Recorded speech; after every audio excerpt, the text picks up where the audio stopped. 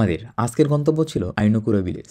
উপত্যকায় অনেক পিছনে আইনোকুরা হলো গোকায়ামা অঞ্চলের সবচেয়ে প্রত্যন্ত গ্রাম। এটি প্রায় 20টি ঘাসজুকুরি খামারবাড়ি সহ গ্রামের মধ্যে বৃহত্তম।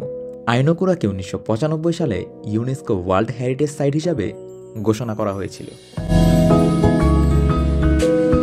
এখন দুপুর। এটা হলো আইনোকুরা একটা ভিলেজ, মানে এটা খুবই পুরানো একটা গ্রাম আর কি জাপানের। এটা হলো গিফু শিরাগাওয়াতে অবস্থিত এবং এই গ্রামের যেই বাড়িগুলা এগুলা দেখলে মানে জাপানের বাড়িগুলাকে কিরকম ছিল ওই জিনিসগুলা বোঝা যায় আর কি। সনের ঘর, আমাদের দেশে যেরকম সনের ঘর থাকে এই দেখানো সে ওই টাইপের ছিল, কাঠের ঘর এরকম, কিন্তু এরা এত সুন্দরভাবে বানায়, খুবই সুন্দর লাগে দেখ। আমি ভাবছিলাম অনেক ঠান্ডা এখানে, কিন্তু আসার পরে দেখলাম ওই রকম ঠান্ডাই না। আমার পরে খুইলা গরমের কারণে আমার জামা কাপড় আমার হাতে নিতে হইতাছে। আর এটা খুবই সুন্দর একটা প্লেস।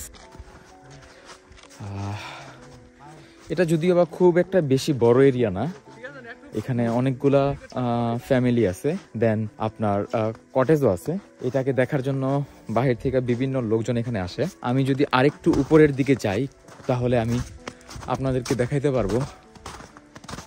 এখানে অনেকগুলো কবরস্থান আছে, হয়তো এই গ্রামে যারা বসবাস করতেন তাদের কবরস্থান এগুলা।